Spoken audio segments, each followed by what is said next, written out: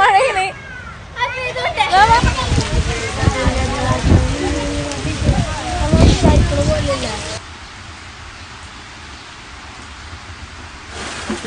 Friends, ഞങ്ങൾ മണലാകുന്ന ബീച്ചിൽ പാർക്കിൽ കളിക്കാൻ വേണ്ടി വന്നതാണ്. പക്ഷെ ഞങ്ങളെ മഴ ചതിച്ചു.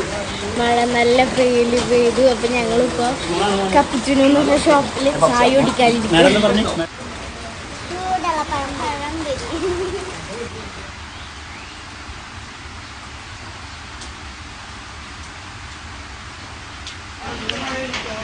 ഞാനെപ്പോഴും ചായ